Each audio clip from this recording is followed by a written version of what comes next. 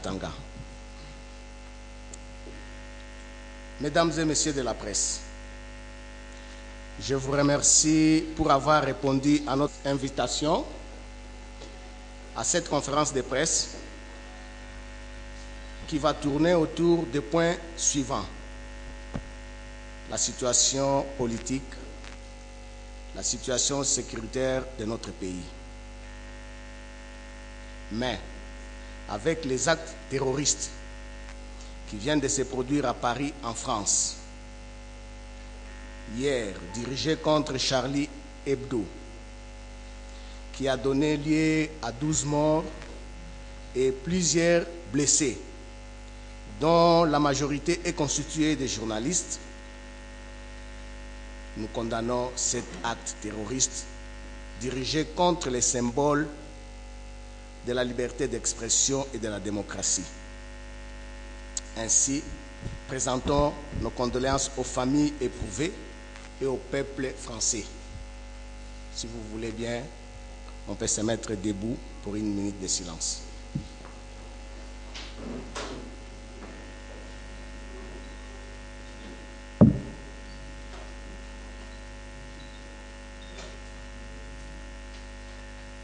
Je vous remercie.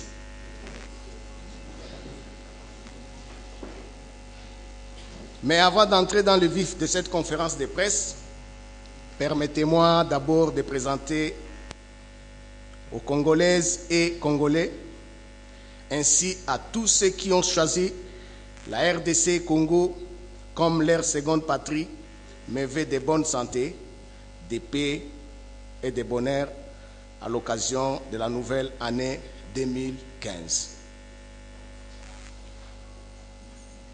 Situation politique. Comme vous le savez très bien, la situation politique de notre pays reste dominée par le manœuvre de ceux qui sont au pouvoir pour vouloir modifier la Constitution et donner un troisième mandat au président de la République en fonction. C'est ainsi qu'il multiplie des stratégies, notamment en créant l'Office national d'identification de la population, en sigle ONIP, et cherche par tous les moyens à modifier la loi électorale. J'ai essayé de lire la loi électorale, mais je vais vous donner à titre illustratif un seul exemple. À l'article 47, qui prévoit le vote au moyen d'un bulletin papier ou par voie électronique. Vous-même, vous venez de remarquer, nous avons commencé notre conférence de presse avec un retard au moins de 30 minutes, puisque le courant était parti. Alors, quand nous allons le faire avec des voies électroniques, qui vous assure qu'effectivement ça va bien marcher. Tout d'abord, nous avons un problème de courant. Et je préfère tout d'abord me limiter là. C'est pour vous dire, quand le courant va revenir à 3h ou à 4h du matin, vous savez ce qu'ils vont faire. À nous d'ouvrir les yeux.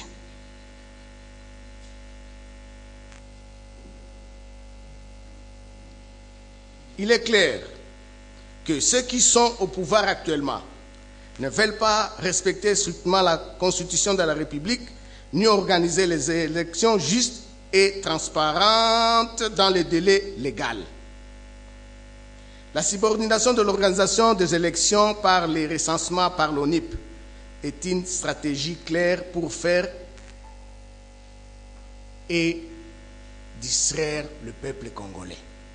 C'est pour cela, à ce qui nous concerne, nous, SCODE, nous disons que l'ONIP est une distraction.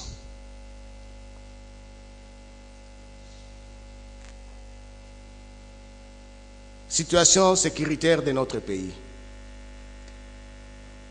Mon parti et moi-même restons préoccupés par l'absence de conclusion d'enquête annoncée par le gouvernement sur les différents massacres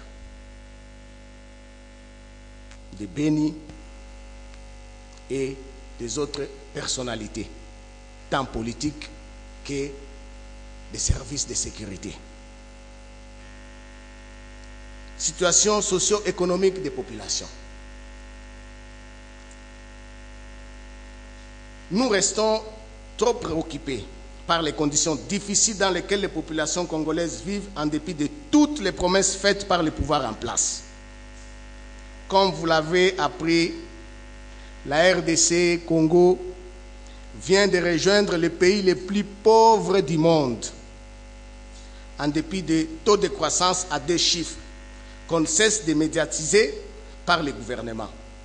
Les soins médicaux, l'éducation, les logements décents, le travail, l'alimentation et que sais-je encore.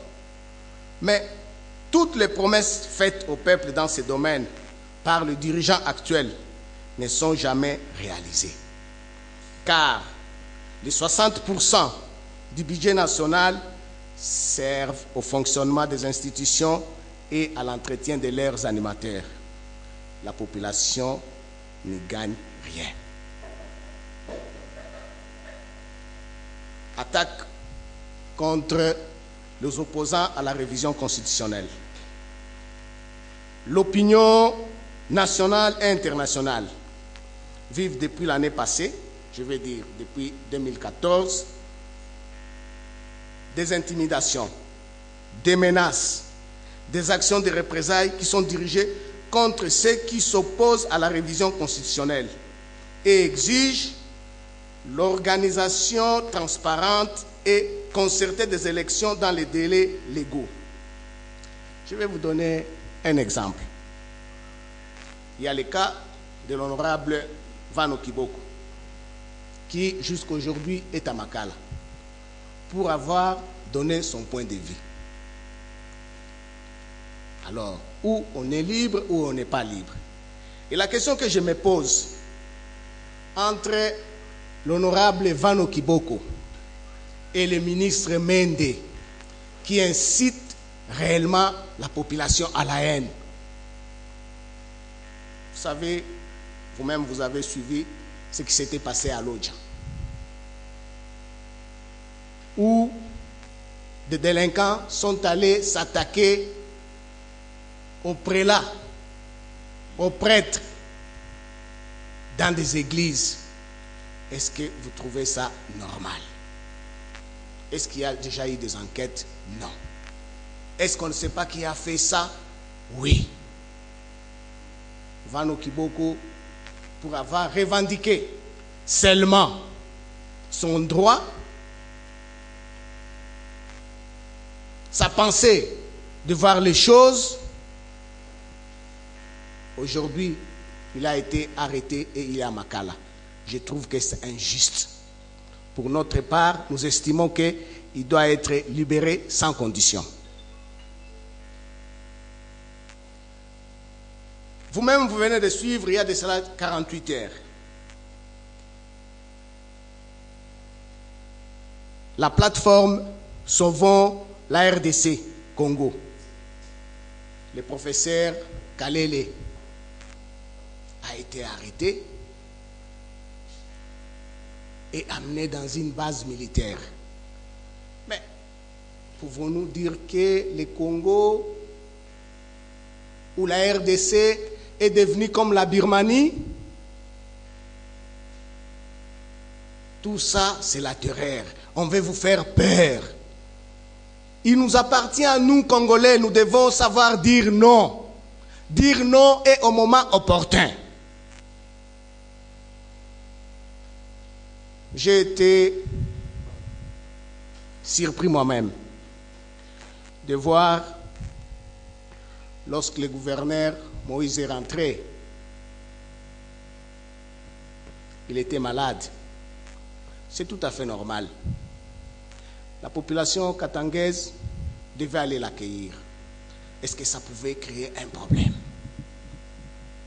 Moïse a donné son point de vue. Moïse a donné ses arguments. Quid? Pourquoi on cherche toujours à m'assimiler avec les déclarations de Moïse ou assimiler ce que moi j'ai fait ou ce que j'ai dit à Moïse? Chers amis journalistes, j'ai toujours eu un franc-parler. Et j'aimerais ici vous expliquer pourquoi il y a eu conflit entre moi et le gouverneur Moïse Katumbi.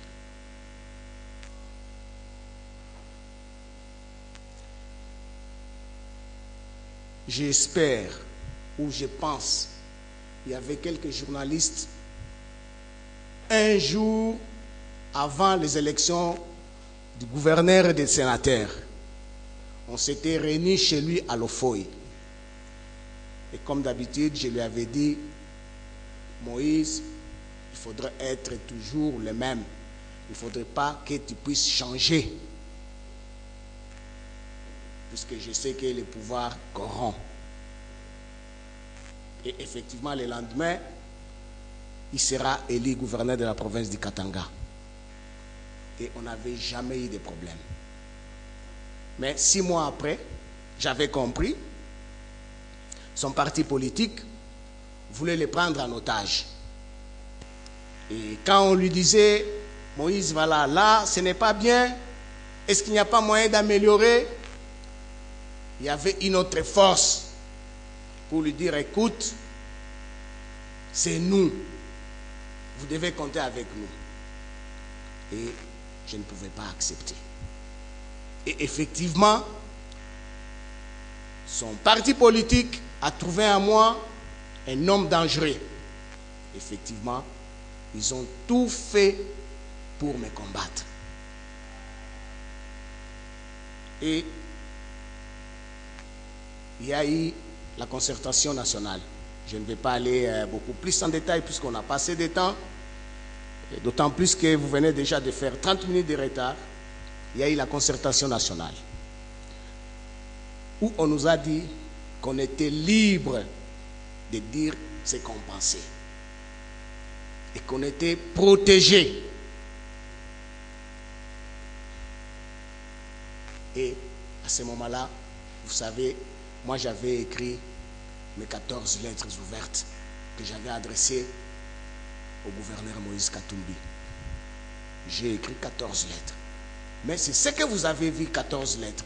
Mais je suis allé au-delà des 14 lettres ouvertes. Et quand j'arrive à la concertation, où je devais parler librement, où je devais démontrer qu'il y avait quelque chose qui n'allait pas dans ma province, j'ai été considéré comme un fou. C'est passé dans la presse. J'ai été considéré comme un menteur. Mais ça ne m'a pas du tout découragé. Parce que quand on lit la Bible, il y a quelqu'un aussi dans la Bible, dans l'Ancien Testament. Il faisait quelque chose, mais on le considérait comme un fou. Mais après, on s'est rendu compte qu'il disait la vérité. Là, je vais parler de Noé. Noé, personne ne le croyait. Mais il disait la vérité. Il disait qu'il y aura un problème. Jusqu'à le jour où il y a eu effectivement un problème. Je prends un autre exemple dans l'histoire.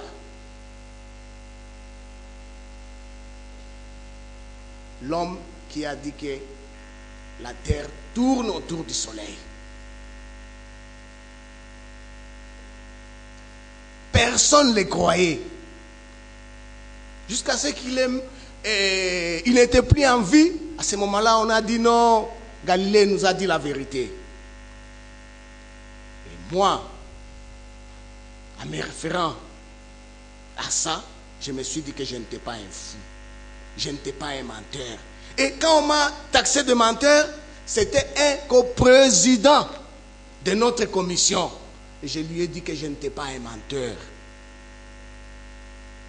Et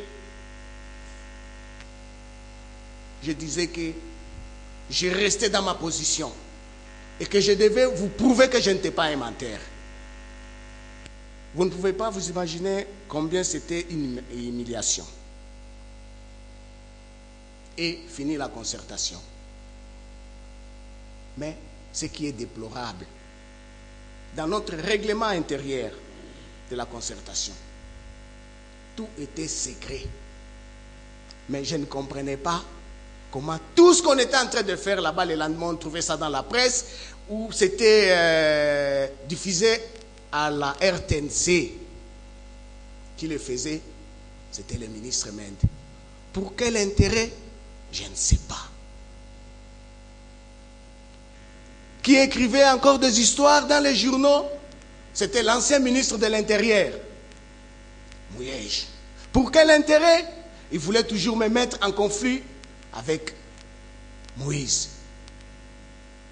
Est-ce qu'on peut être dans une famille politique où il faut toujours diviser les gens pour bien régner? Et Mende et Mouyej, pourquoi ils l'ont fait? Ils savaient ce qu'ils voulaient. Dieu merci, un sénateur, évêque, viendra me voir pour me dire que ton frère veut la paix. Est-ce que tu es prêt aussi à vouloir la paix? Vous savez, ma réaction, ma première réaction, j'ai dit non. Je n'accepte pas. J'ai longuement parlé avec mon invité et il m'a convaincu. À ce moment-là, je lui ai dit, écoute, nous devons nous voir à deux, homme à homme. Vous tous, vous n'étiez pas au courant. Il n'y a que lui qui était au courant et nous deux. Et effectivement, nous avons parlé. Et le jour où je suis allé le voir, j'ai pris la responsabilité, puisque je savais que j'avais déjà écrit mes lettres ouvertes. Et je devais discuter avec lui. Il devait me donner des explications. Comme le premier jour où je lui avais dit, reste le même, même si tu devenais gouverneur. Nous avons discuté. Et j'ai compris une chose. Ce que j'avais dit, c'est la vérité. Mais je me suis trompé de cible. Et si aujourd'hui je vais ventrer les bois, ça sera un scandale, puisque c'est plus grave que les 14 lettres ouvertes.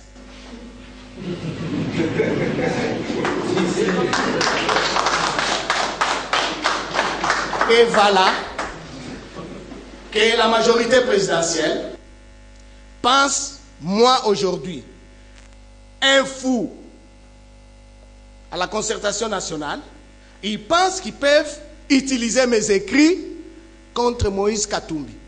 Puisque Moïse Katumbi a dit qu'il n'y aura pas de troisième faux penalty. Non, il est libre de penser et de dire ce qu'il pense. Et je pense, et lui, et Baba, ils ont compris qu'il faut être du côté du peuple. Ce sont les autres qui sont en train de se tromper puisqu'ils ne comprennent pas que le temps a déjà sonné, qu'on ne veut pas effectivement de troisième faux penalty. Vous savez, chacun a sa manière de parler. Moi, je vais tout droit au but. Je peux dire je suis le numéro 9.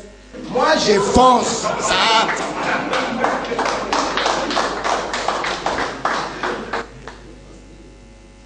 Moi, j'ai dit il n'y aura pas de troisième mandat pour Joseph Kabila, pour le président Joseph Kabila. Puisque c'est notre frère, on l'aime. On ne s'était pas convenu qu'il y aura un troisième mandat.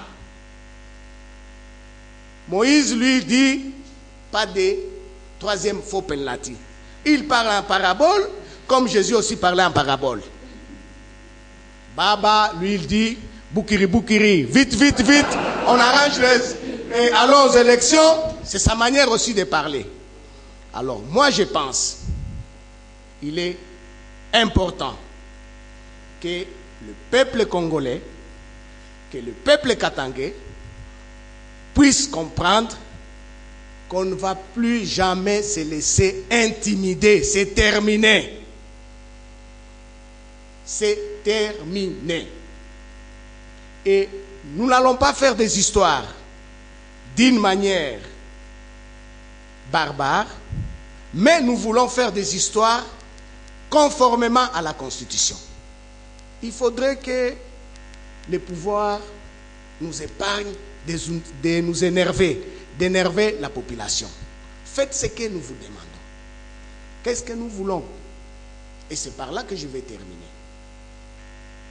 Nous voulons que la CENI puisse publier